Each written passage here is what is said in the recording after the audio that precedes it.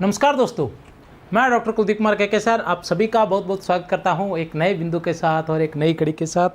तो जैसा कि लगातार हम लगे हुए हैं, अभी गद्य रचनाएं, हिंदी व्याख्याता से संबंधित गद्य रचनाएं की बात करें तो हम कहानियों में लगे हुए थे। तो पुरस्कार कहानी हमने कर ली है, 3 कहानियाँ लगी हुई है। पुरस्कार कहानी है यही सच है और उसके बाद कफन है। तो आज जो है मैं कफन कहानी करवाने जा रहा हूँ।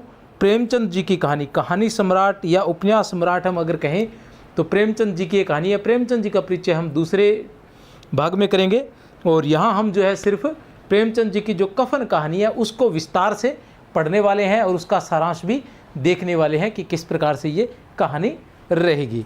ठीक है, शुरुआत करते हैं कफन कहानी से। कफन कहानी की हम बात करते हैं तो ये प्रेमचंद जी की अंतिम कहानी मानी जाती है। कफन कहानी की हम बात करते हैं तो यह प्रेमचंद जी की अंतिम कहानी मानी जाती है, जिसकी रचना 1936 ईस्वी में हुई थी। 1936 ईस्वी में यह चांद पत्रिका में प्रकाशित हुई थी। किस में हुई थी?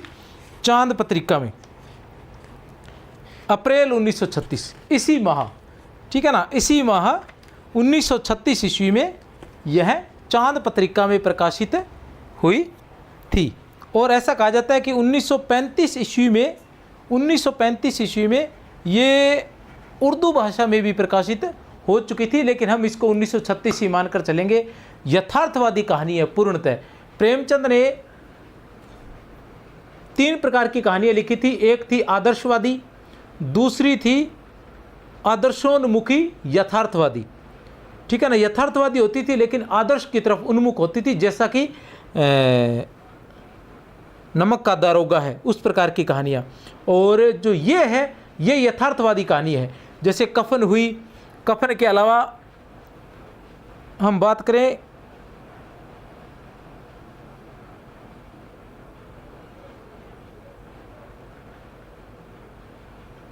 दिमाग निकल गया उसका, बहुत ही महत्वपूर्ण कहानी है वो प्रेमचंद जी की, जिसमें उस किसान की जो फसल है वो पशु जो है खराब कर देते हैं पूरी फसल।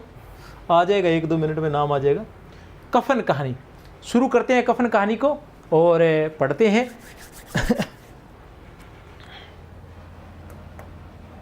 देखिए, कफन कहानी आपको इस तरह से करवा दी जाएगी कि आपको याद हो जाएगी, इसकी मैं गारंटी लेता हूँ। अगर आपने मेरी पहले की क्लासें नहीं देखी हैं तो पहले की क्लासें देख लें, आपको पता चलेगा कि किस प्रकार से पुरस्कार कहानी करवाई गई है, किस प्रकार से यही सच है कहानी करवाई गई है। ठीक है ना, यही सच है पूरी कहानी करवाई गई है, उसके प्रश्नोत्तर करवाए गए हैं, उसका सारांश कराया गया है। पुरस्कार कहानी पूरी करवाई गई है, उसके प्रश्नोत्तर करवाए गए हैं, उसका सारांश करवाया गया है। कफन कहानी पूरी करवाई जाएगी और उसके प्रश्नोत्तर करवाए जाएंगे। इसका सारांश मैं इसी के साथ कुछ अब बता दूंगा, कुछ प्रश्नोत्तर के साथ बता दूंगा, क्योंकि ये इतनी ज़्यादा टफ है नहीं कि हम अलग से सारांश करें। सारांश ये छोटी कहानी है, बड़ी आसानी से याद हो जाएगी, लेकिन जैसा हम सोचते हैं वैसी नहीं है, थोड़ा सा अलग है। वो सारी बातें मैं कहानी के साथ साथ आपको बताता जाऊंगा। कहानी शुरू होती है झोंपड़े के द्वार पर। झोंपड़े के द्वार पर बाप और बेटा, झोंपड़ा है, कहने से तात्पर्य हो गया कि बहुत ही गरीब लोगों की कहानी हम कहने जा रहे हैं या सुनने जा रहे हैं या पढ़ने जा रहे हैं। बाप और बेटा है, बाप और बेटा। बाप यहाँ किसको कहा गया? बाप का नाम क्या है? घिसू। बाप का नाम क्या है? घिसू। और बेटे का नाम है माधव। बाप का नाम है घिसू और बेटे का नाम है माधव। दोनों एक बुझे हुए अलाव के सामने, ठीक है ना, चुपचाप बैठे हुए हैं और अंदर बेटे की जवान बीवी बुधिया। 3 लोग आ गए, घिसू, बेटा माधव और बुधिया। प्रसव वेदना से पछाड़ खा रही थी। रह रहकर उसके मुंह से ऐसी दिल हिला देने वाली आवाज निकलती थी कि दोनों कलेजा थाम लेते थे। जाड़ों की रात थी, प्रकृति सन्नाटे में डूबी हुई, सारा गांव अंधकार में लय हो गया था।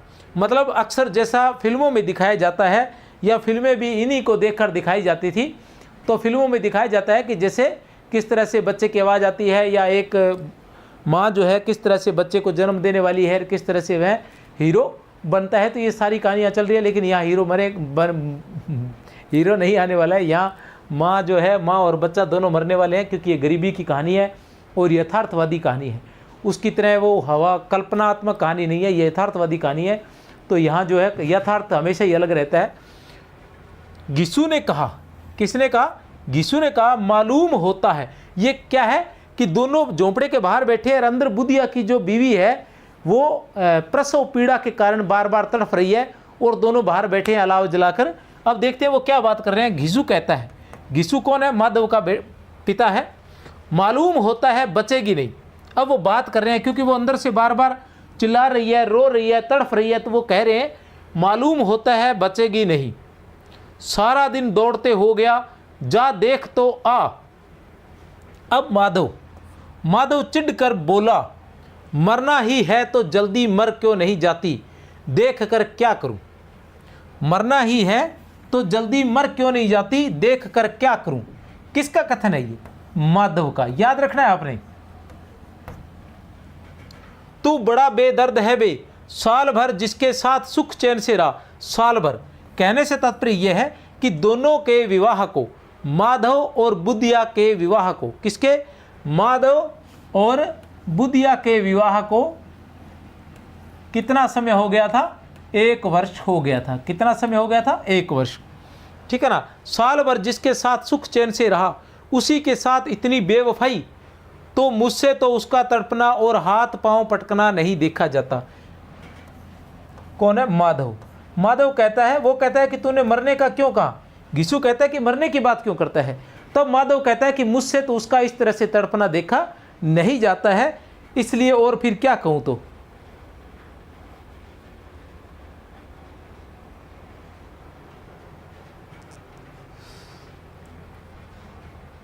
चमारों का कुनबा था।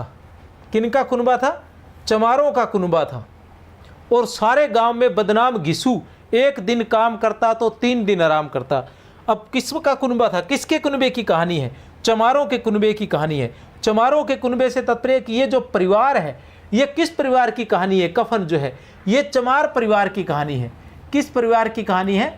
चमार परिवार की कहानी है। याद रख लेना। सारे गांव में बदनाम घिसू 1 दिन काम करता। घिसू जो है सारे गांव में बदनाम है। 1 दिन काम करता तो 3 दिन भाई साहब आराम करते। और माधव इतना कामचोर था कि आधे घंटे काम करता तो घंटे भर चिलम पीता। घिसू 1 दिन काम करता तो 3 दिन आराम करता। और उसका बेटा उससे भी सवा शेर कि आधा घंटा काम करता तो 1 घंटा चिलम पीता। चमार कुनबे की ये कहानी है। देखते हैं, अभी देखते हैं कैसी कैसी परतें उघड़ती हैं इसमें। कि मेरे सीने में नहीं तो तेरे सीने में ही सही, हो कहीं भी आग लेकिन आग जलनी चाहिए। तो कहने से तात्पर्य यह है कि प्रेमचंद जी जो थे वो चाहे देश की आज़ादी की आग जलती रहनी चाहिए, चाहे वो नवाब राय के नाम से जले, चाहे प्रेमचंद के नाम से जले। इसलिए उन्हें कहीं मजदूरी नहीं मिलती थी। घर में मुट्ठी भर भी अनाज मौजूद हो तो घिसू पेड़ पर चढ़कर लकड़ियां तोड़ लाता और माधव बाजार से बेच आता।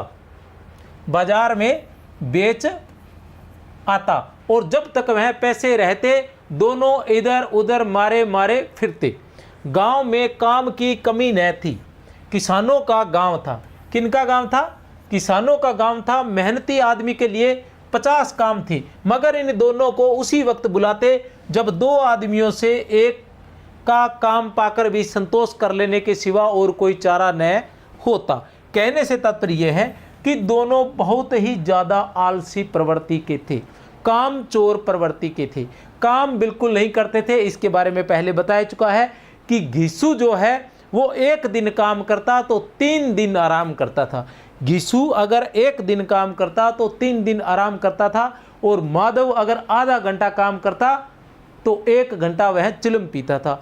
तो उनको कोई काम पर नहीं लेके जाता था। काम पर तभी लेके जाते थे तब एक आदमी की ज़रूरत होती थी तो वो दोनों को ले जाते थे और दोनों मिलकर एक आदमी का काम भी वो नहीं करते थे। अगर दोनों साधु होते तो उन्हें संतोष और धैर्य के लिए समय और नियम की बिल्कुल ज़रूरत नहीं है कि बड़ा धैर्य था, बड़ा संयम था। संतोष और धैर्य के लिए उन्हें समय और नियम की बिल्कुल ज़रूरत न होती। यह तो इनकी प्रकृति थी। विचित्र जीवन था इनका। घर में मिट्टी के 2-4 बर्तनों के सिवा कोई संपत्ति नहीं। फटे चिथड़ों से अपनी नग्नता को ढांके हुए जिए जाते थे। संसार की चिंताओं से मुक्त, कर्ज से लदे हुए, गालियां भी खाते, मार भी खाते, मगर कोई भी गम नहीं। दिन इतने कि वसूली की बिल्कुल आशा न रहने पर भी लोग इन्हें कुछ न कुछ कर्ज दे देते थे। मटर आलू की फसल में दूसरों के खेतों से मटर या आलू उखाड़ लाते और भून बयान कर खा लेते, या 10-5 ऊख उखाड़ लाते और रात को चूसते। ऊख गन्ना जिसे बोलते हैं, इधर हमारे उधर आपके हो सकता है ऊख ही बोलते हो। तो ऊख उखाड़ लाते थे, किसी के आलू ले आते, किसी के मटर ले आते रात को, और बैठकर खाते रहते थे और चूसते रहते थे गन्ने। कौन? घिसू और माधव। घिसू ने इसी आकाशवृत्ति से 8 साल की उम्र काट दी। 60 साल की, सॉरी 8 कैसे हो गया, 60 साल की। कहने से तात्पर्य यह है कि घिसू की उम्र अब कितनी हो गई थी? 60 साल हो गई थी। घिसू की क्या उम्र थी? 60 साल थी। और माधव भी सपूत बेटे की तरह बाप ही के पद चिन्हों पर चल रहा था, बल्कि उसका नाम और भी उजागर कर रहा था। दोनों एक ही जैसे थे। इस वक्त भी दोनों अलाव के सामने बैठकर आलू भून रहे थे। अब अंदर जो है वो बहू जो है वो तड़फ रही है परसों पीड़ा के कारण, और दोनों बाहर बैठे आलू भून रहे हैं और खा रहे हैं। किसी खेत से खोद लाए थे। घिसू की स्त्री को तो बहुत दिन हुए देहांत हो गया था। अब घिसू जो है उसकी स्त्री अर्थात माधव की माँ का देहांत हुए तो बहुत लंबा समय बीत गया था। माधव का ब्याह पिछले साल हुआ था, ये बता चुका हूं मैं। जब से यह औरत आई थी उसने इस खानदान में व्यवस्था की नींव डाली थी, और इन दोनों बेगैरतों का दोजख भरती रहती थी। जब से वह आई यह दोनों और भी आराम तलब हो गए थे, बल्कि कुछ अकड़ने भी लगे थे। कोई कार्य करने को बुलाता तो निर्व्याज बिना विघ्न के, बिना शंका के, ठीक है ना, भाव से दुगनी मजदूरी मांगते। वह औरत इस प्रसव वेदना से मर रही थी, और यह दोनों शायद इस इंतजार में थे कि वह मर जाए तो आराम से सोएं। घिसू ने आलू निकालकर छीलते हुए कहा, जाकर देख तो क्या दशा है उसकी, चुड़ैल का फिसाद होगा। किसने कहा चुड़ैल का फिसाद होगा? घिसू ने। याद रख लेना, चुड़ैल का फिसाद होगा। किसने कहा? घिसू ने कहा। और क्या, यहां तो ओझा भी 1 रुपया मांगता है, यहां तो ओझा भी 1 रुपया मांगता है। माधव को भय था कि वह कोठरी में गया तो घिसू आलूओं का बड़ा भाग साफ कर देगा। बोला, मुझे वहां जाते डर लगता है। क्यों नहीं जाता? उसे लगता है कि वह जाएगा तो घिसू जो है वो आलूओं का बहुत बड़ा हिस्सा साफ कर देगा, कहीं आलू न खा जाए, इस डर से वह अंदर अपनी पत्नी के पास ही नहीं जाता है। मेरी औरत जब मरी थी, अब कौन कह रहा है? ये कह रहा है घिसू। कौन कह रहा है? घिसू। घिसू क्या कह रहा है? मेरी औरत जब मरी थी तो मैं 3 दिन तक उसके पास से हिला नहीं था। 3 दिन तक उसके पास से हिला नहीं था, और फिर मुझसे लजाएगी कि नहीं? जिसका कभी मुंह नहीं देखा, आज उसका उगड़ा हुआ बदन देखूं, उसे तन की सुध भी तो न होगी। मुझे देख लेगी तो खुलकर हाथ पांव भी न पटक सकेगी। मैं सोचता हूँ कोई बाल बच्चा हुआ तो क्या होगा? सोंठ गुड़ तेल कुछ भी तो नहीं है घर में, सब कुछ आ जाएगा। भगवान दे तो। जो लोग अभी 1 पैसा नहीं दे रहे हैं वे ही कल बुलाकर रुपए देंगे।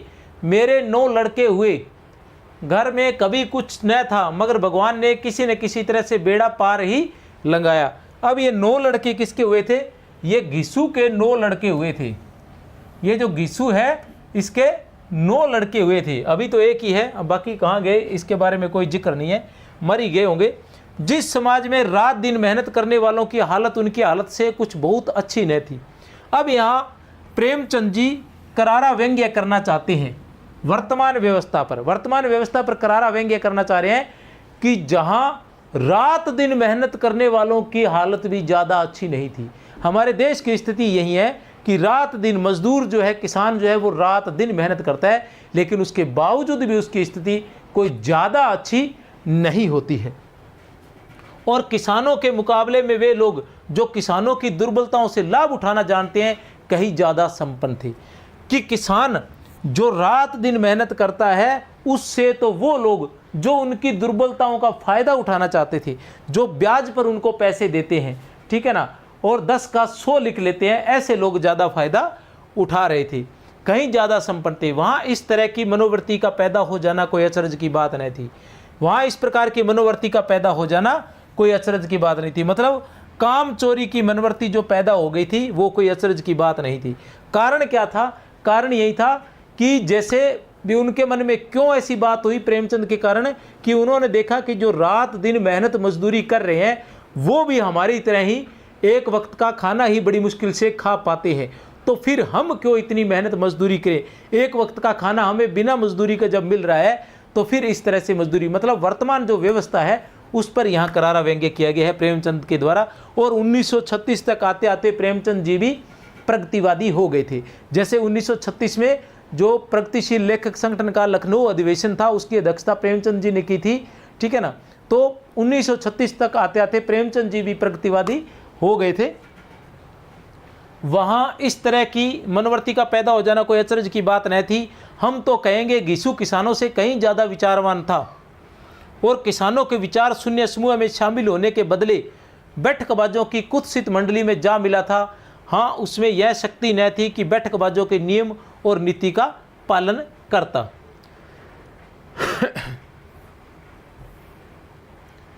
इसलिए जहां उसकी मंडली के और लोग गांव के सरगना और मुखिया बने हुए थे, उस पर सारा गांव उंगली उठाता था। फिर भी उसे यह तस्कीन तो थी, तस्कीन मतलब तसल्ली, यकीन तो था ही कि अगर वह फटे हाल है तो कम से कम उसे किसानों की सी जी तोड़ मेहनत तो नहीं करनी पड़ती। उसे यकीन था कि वो फटे हाल है तो कम से कम किसानों की तरह मेहनत तो नहीं करनी पड़ती। किसान तो मेहनत करके भी फटे हाल हैं, और उसकी सरलता और निरहता से दूसरे लोग बेजा फ़ायदा तो नहीं उठाते। उसकी सरलता से और निरीहता से दूसरे लोग बेजा फ़ायदा तो नहीं उठाते। यहाँ का प्रेमचंद जी बताना चाहते हैं कि किसानों की सरलता और निरीहता से जो अन्य लोग हैं वो बेजा बहुत अधिक फ़ायदा उठाते हैं, तो कम से कम उनका कोई फ़ायदा तो नहीं उठाता है। दोनों आलू निकाल कर जलते जलते खाने लगे। अब वापस वहीं आ जाती है कहानी। कल से कुछ नहीं खाया था, इतना सब्र न था कि उन्हें ठंडा हो जाने दे। कई बार दोनों की जबानें जल गई। छिल जाने पर आलू का बाहरी हिस्सा बहुत ज़्यादा गर्म न मालूम होता, लेकिन दांतों के तले पड़ते ही अंदर का हिस्सा जबान, हलक और तालू को जला देता था, और उस अंगारे को मुँह में रखने से ज़्यादा खैरियत इसमें थी कि वह अंदर पहुंच जाए। वहाँ उसे ठंडा करने के लिए काफ़ी सामान थे, इसलिए दोनों जल्द जल्द निकल जाते। हालांकि इस कोशिश में उनकी आंखों से आंसू निकल आते। घिसू को उस वक्त ठाकुर की बारात याद आई। अब क्या है कि एक किस्सा और याद आ गया, बारात का किस्सा। घिसू को एक बारात का किस्सा आ गया, जब वह अपनी जवानी में उस बारात में गया था, ठाकुर की बारात में। देखते हैं उस कहानी का किस्सा क्या है। कहानी में से एक और छोटी कहानी है। उस वक्त ठाकुर की बारात याद आई जिसमें 20 साल पहले वह गया था। उस दावत में उसे जो तृप्ति मिली थी वह उसके जीवन में एक याद रखने लायक बात थी, और आज भी उसकी याद ताज़ा थी। किसकी याद ताज़ा थी? ठाकुर की बारात में जाने की याद।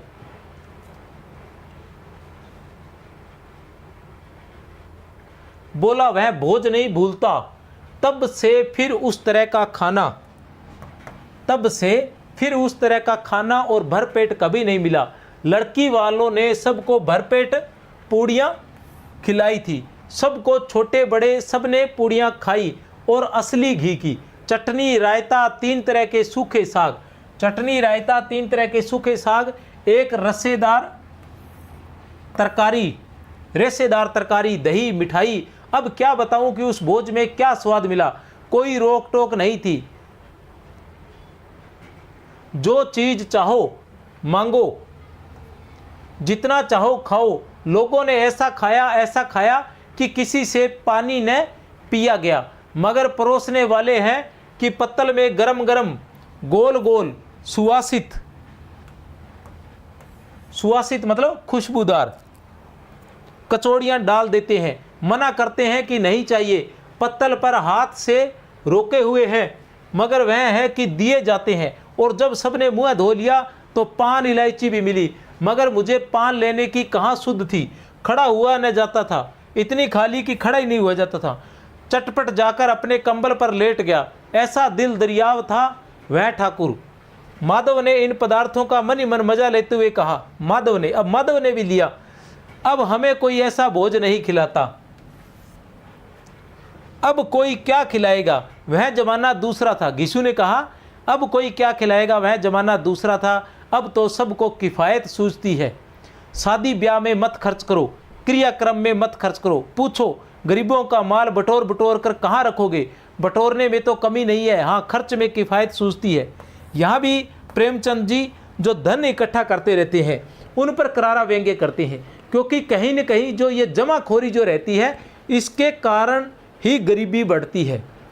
जो ये धन इकट्ठा करने की प्रवृत्ति है, विदेशों में धन इकट्ठा करने की प्रवृत्ति नहीं है। लोग 6 माह काम करते हैं और 6 माह घूमने के लिए जाते हैं या उसे खर्च करते हैं, ठीक है ना।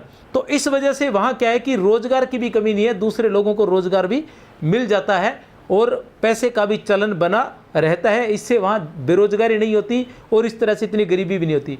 यहाँ हमारे जमाखोरी का मामला है। जमाखोरी क्या है, पैसे भी इकट्ठे किए जा रहे हैं, कोई अंत ही नहीं है, कितने पैसे इकट्ठे हो रहे हैं। उसके अलावा जैसे ही कोई बाजार के अंदर कोई वस्तु आती है उसकी जमाखोरी कर लेते हैं, और जमाखोरी करने के बाद और उसके कुछ महीनों बाद जब बाजार से वो उस वस्तु का समय चला जाता है, कहने से तात्पर्य ये है कि जैसे मार्च अप्रैल में सरसों है और गेहूं है ये आता है, तो ऐसी चीज़ें जैसे लहसुन वगैरह है, तो ये सारी चीज़ें इन्हीं दिनों आती है। तो इन दिनों को क्या कर लिया जाता है, जैसे इन दिनों लहसुन की बात करता हूँ मैं, तो इन दिनों आपको 50 रुपये किलो मिल जाएगा, और यही आज से 4 महीने बाद कुछ लोग इसको दबा कर रख लेंगे और 4 महीने बाद इस 50 रुपये वाले को 400 रुपये किलो के हिसाब से वो बेचेंगे। तो इसी वजह से ये महंगाई बढ़ती है, ऐसे सूदखोरों की वजह से, ऐसे जमाखोरों की वजह से। ऐसे ही लोगों पर प्रेमचंद जी ने यहाँ करारा व्यंग्य किया है, ठीक है ना।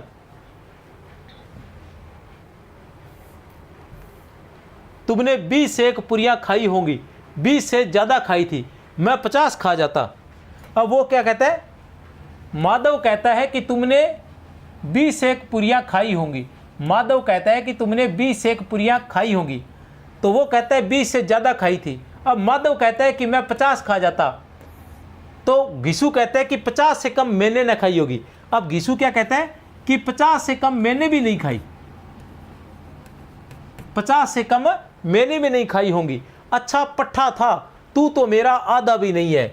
अब घिसू क्या कहता है कि मैं तो उस समय अच्छा पट्ठा था, तू तो मेरा आधा भी नहीं है, मैं 50 आसानी से खा गया। आलू खाकर दोनों ने पानी पिया। अब वापस वहीं आ जाती है कहानी। आलू खाकर दोनों ने पानी पिया और वहीं अलाव के सामने अपनी धोतियां ओढ़कर पांव पेट में डाले सो रही, जैसे 2 बड़े बड़े अजगर गेंडुलियां मारे पड़े हो। 2 बड़े बड़े अजगर, ये अजगर की उपमा किसको दी है, घिसू और माधव को। किसको, घिसू और माधव को अजगर की उपमा दी है। और बुधिया अभी तक करा रही थी। सवेरे माधव ने कोठरी में जाकर देखा। किसने देखा, माधव ने देखा। किसने देखा, माधव ने देखा। माधव ने कोठरी में जाकर देखा तो उसकी स्त्री ठंडी हो गई थी, उसकी मुंह पर मक्खियां भिन भिना रही थी, पथराई हुई आंखें ऊपर टंगी हुई थी, सारी देह धूल से लथपथ हो रही थी, उसके पेट में बच्चा मर गया था। माधव भागा हुआ घिसू के पास आया, फिर दोनों जोर जोर से हाय हाय करने और छाती पीटने लगे। पड़ोस वालों ने यह रोना धोना सुना तो दौड़े हुए आए और पुरानी मर्यादा के अनुसार इन अभागों को समझाने लगे।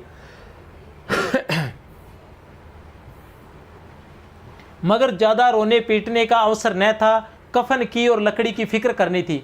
घर में तो पैसा इस तरह गायब था जैसे चील के घोंसले में मांस, जैसे चील के घोंसले में मांस, ठीक है ना, जैसे चील के घोंसले में मांस। मतलब यहाँ किसके बारे में कहा गया है, ये जो लोकोक्ति है ये किस लिए कही गई है, ये घिसू और माधव के घर के लिए कही गई है कि जैसे चील के घोंसले में से मांस गायब हो जाता है वैसे ही उनके घर से सामान या खाने पीने की वस्तुएं गायब थी। बाप बेटे रोते हुए गांव के जमींदार के पास गए। किसके पास गए, जमींदार के पास गए। वह इन दोनों की सूरत से नफरत करते थे, कई बार इन्हें अपने हाथों पीट चुके थे। चोरी करने के लिए वादे पर काम पर न आने के लिए, चोरी करने के लिए, किस किस काम के लिए? चोरी करने के लिए भी पीट चुके थे, वादे पर काम पर न आने के लिए भी पीट चुके थे। ये कुछ कारण थे कि चोरी करने के लिए, वादे पर काम पर न आने के लिए कौन पीट चुके थे? जमींदार। पूछा क्या है वे घिसुआ, रोता क्यों है? अब तो तू कहीं दिखाई भी नहीं देता, मालूम होता है इस गांव में रहना नहीं चाहता। घिसू ने जमीन सिर रखकर आंखों में आंसू भरे हुए कहा, सरकार बड़ी विपत्ति में हूं। माधव की घरवाली रात को गुजर गई, रात भर तड़पती रही सरकार, हम दोनों उसके सिरहाने बैठे रहे, दवा दारू जो कुछ होश का सब कुछ किया, मुद्दा वह हमें दगा दे गई। अब कोई एक रोटी देने वाला भी न रहा मालिक, तबाह हो गए, घर उजड़ गया, आपका गुलाम हूँ, अब आपके सिवा कौन उसकी मिट्टी पार लगाएगा। मिट्टी कहा गया है, किसको कहा गया है? मिट्टी, लाश को कहा गया है, या बुधिया के मृत शरीर को मिट्टी कहा गया। हम मृत शरीर को मिट्टी ही कहते हैं। हमारे हाथ में तो जो कुछ था, हमारे हाथ में तो जो कुछ था वह सब तो दवा दारू में उठ गया, सरकार ही की दया होगी तो उसकी मिट्टी उठेगी, आपके सिवा किसके द्वार पर जाऊं। जमींदार साहब दयालु थे, मगर घिसू पर दया करना काले कंबल पर रंग चढ़ाना था। अभी 2-3 लोकोक्तियाँ आई थी। पहले ये थी कि क्या था वो, कि अजगर की तरह पड़े थे, ठीक है ना, उपमाएं दी गई अजगर की तरह। फिर कहा गया था कि जैसे चील के घोंसले से मांस गायब होता है, और फिर अब कंबल पर रंग चढ़ाना भी, कंबल पर कभी रंग नहीं चढ़ता और उन पर किसी बात का, कंबल पर रंग न चढ़ना मतलब किसी बात का असर न होना। जी में आया तो यह कह दे चल दूर हो यहाँ से, यूँ तो बुलाने से भी नहीं आता, आज जब गर्ज पड़ी तो आकर खुशामद कर रहा है, हरामखोर कहीं का बदमाश। लेकिन यह क्रोध या दंड का अवसर न था। जी में कुड़ते हुए 2 रुपये निकालकर फेंक दिए। कितने रुपए? 2 रुपये। किसने? जमींदार ने। सांत्वना का एक शब्द भी मुंह से न निकला, उसकी तरफ ताका तक नहीं, जैसे सिर का बोझ उतारा हो। जब जमींदार साहब ने 2 रुपये दिए तो गांव के बनिए महाजनों को इनकार का साहस कैसे होता। घिसू जमींदार के नाम का ढिंढोरा भी पीटना जानता था। किसी ने 2 आने दिए, किसी ने 4 आने। 1 घंटे में घिसू के पास 5 रुपये हो गए। 1 घंटे में घिसू के पास 5 रुपये जमा हो गए। कहीं से अनाज मिल गया, कहीं से लकड़ी, और दोपहर को घिसू और माधव बाजार से कफन लाने चले गए। इधर लोग बांस वांस काटने लगे, लोग उसके लिए अर्थी तैयार कर रहे थे और वो बाजार से कफन लेने के लिए चले गए। गांव की नर्मदिल स्त्रियां आ आकर लाश देखती थी और उसकी बेकसी पर 2 बूंद आंसू गिराकर चली जाती। बेकसी मतलब बेबसी, दीनता कह सकते हैं।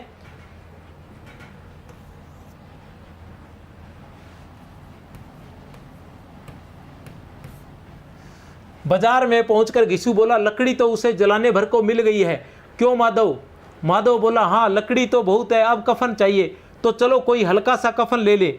हाँ और क्या, लाश उठते उठते रात हो जाएगी, रात को कफन कौन देखता है।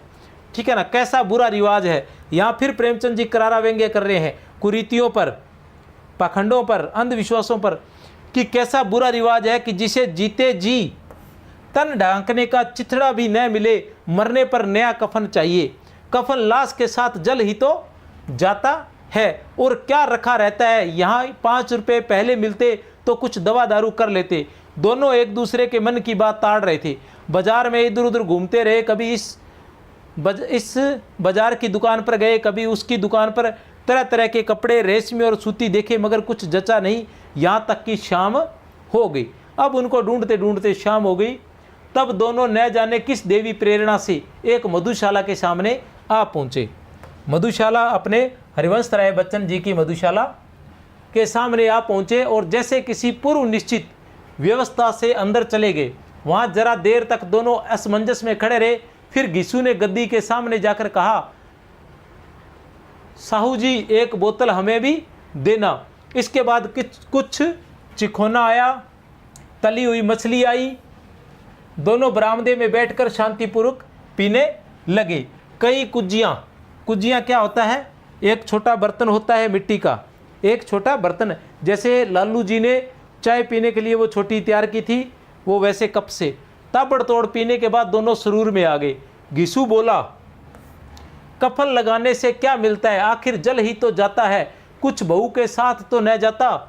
माधव आसमान की तरफ देखकर बोला, मानो देवताओं को अपनी निष्पापता का साक्षी बना रहा हो। दुनिया का दस्तूर है, नहीं लोग बामनों को हजारों रुपए क्यों दे देते? कौन देखता है परलोक में मिलता है या नहीं? बड़े आदमियों के पास धन है, फूंके, हमारे पास फूंकने को क्या है?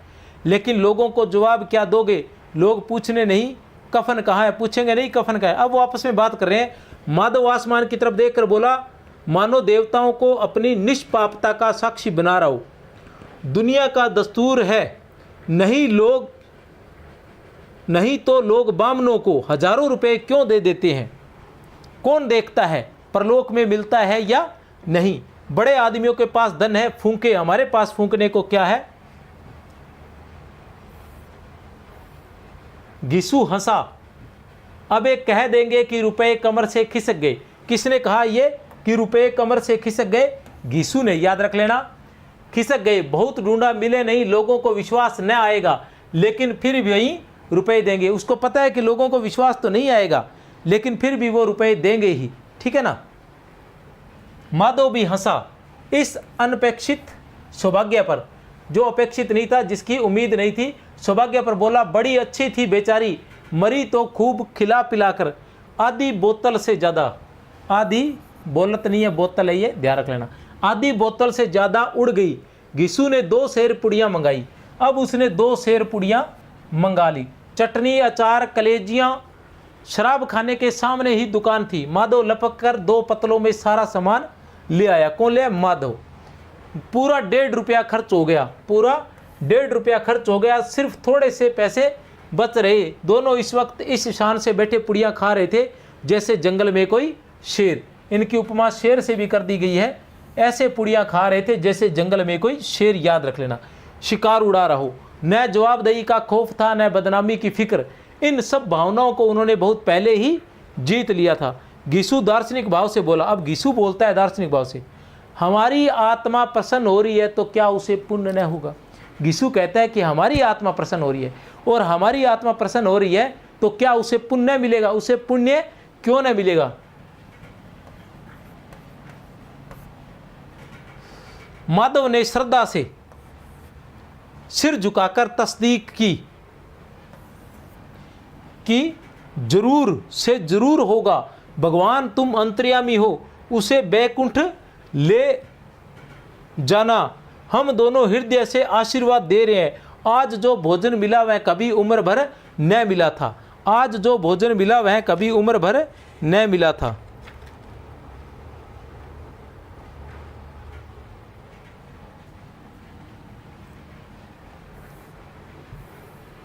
एक क्षण के बाद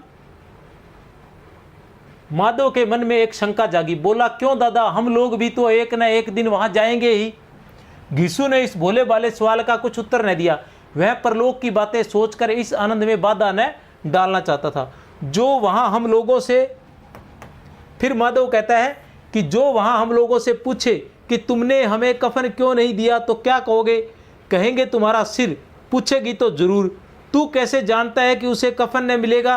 तू मुझे ऐसे गधा समझता है? 60 साल क्या दुनिया में घास खोदता रहा हूं, उसको कफन मिलेगा और बहुत अच्छा मिलेगा।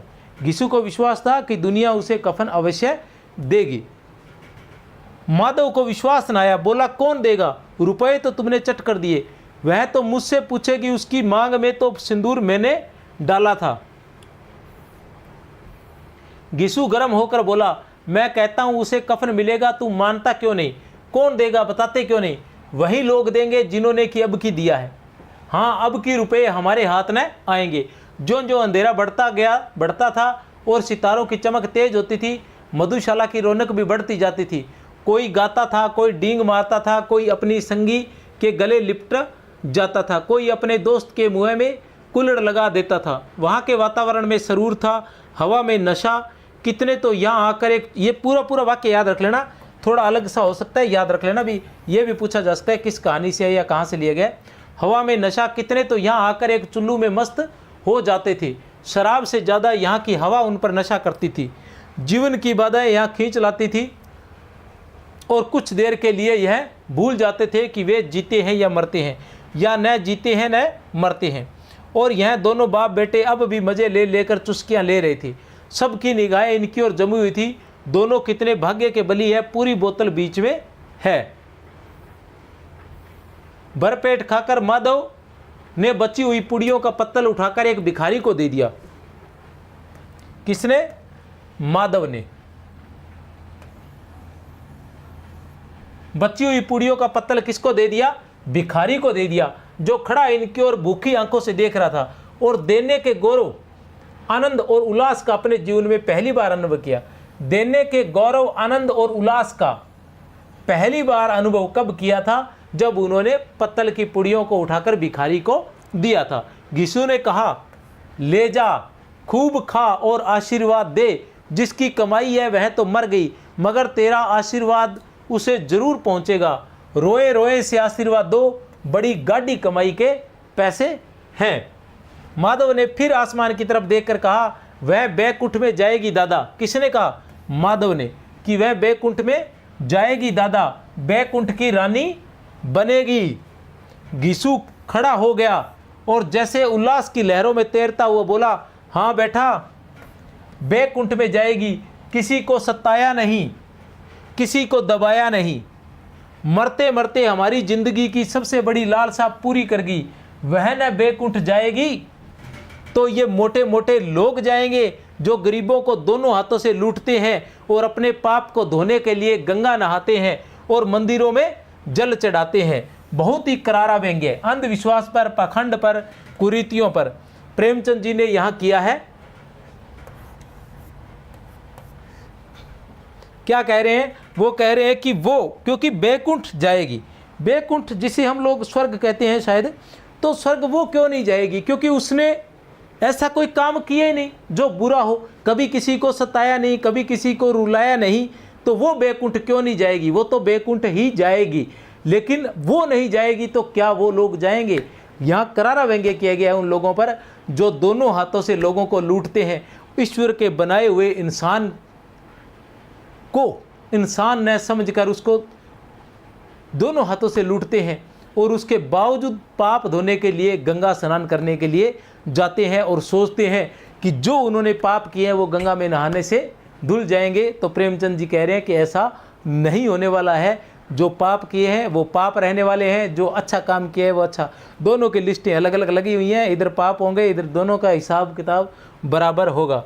श्रद्धालुता का यह रंग तुरंत ही बदल गया। अस्थिरता नशे की खासियत है। श्रद्धालुता का यह रंग तुरंत ही बदल गया। अस्थिरता नशे की क्या खासियत है? अस्थिरता, कि नशा किए हुआ आदमी कभी कैसे ही हो जाता है, कभी वो रोने लग जाता है, कभी हंसने लग जाता है, कभी झगड़ा करने लग जाता है। ये अस्थिरता नशे की खासियत है। दुख और निराशा का दौरा हुआ। अब दुख और निराशा का दौरा हुआ। माधव बोला, मगर दादा बेचारी ने जिंदगी में बड़ा दुख भोगा, कितना दुख झेल कर मरी। वह आंखों पर हाथ रखकर रोने लगा, चीखे मार मार कर रोने लगा। घिसू ने समझाया, क्यों रोता है बेटा? खुश हो कि वह माया जाल से मुक्त हो गई। वह माया जाल से मुक्त हो गई। बाल गोविंद भक्त की है ना, वो रामवृक्ष बेनीपुरी की, क्या है वो संस्मरण है क्या, बाल गोविंद भक्त रामवृक्ष बेनीपुरी का। तो उसमें वो इस तरह से बताते हैं कि माया जाल से मुक्त हो गया, कि आत्मा परमात्मा में मिल गई है, इसलिए रोने की कोई ज़रूरत नहीं है। जंजाल छूट गई। बड़ी भाग्यवान थी जो इतनी जल्दी माया मोह के बंधन तोड़ दिए। और दोनों खड़े होकर गाने लगे, ठगनी क्यों नैना झमकावे ठगनी। याद रख लेना कहाँ से आई है, ठगनी क्यों नैना झमकावे ठगनी। किस कहानी से लिया गया? कफन कहानी से। पियकड़ों की आंखें इनकी ओर लगी हुई थी और यह दोनों अपने दिल में मस्त गाए जाते थे। फिर दोनों नाचने लगे, उछले भी, कूदे भी, गिरे भी, मटके भी, भाव भी बताए, अभिनय भी किए और आखिर नशे से मदमस्त होकर वहीं गिर पड़े। तो ये थी हमारी कहानी कफन। प्रेमचंद जी, कथा सम्राट प्रेमचंद जी की कहानी कफन। और नेक्स्ट जो क्लास होने वाली है वो इसके प्रश्नोत्तर होने वाले हैं और उसके बाद हम पद्य पर आएंगे और साथ साथ में हमारा कृष्ण काव्य भी चलता रहेगा। ध्यान रखें।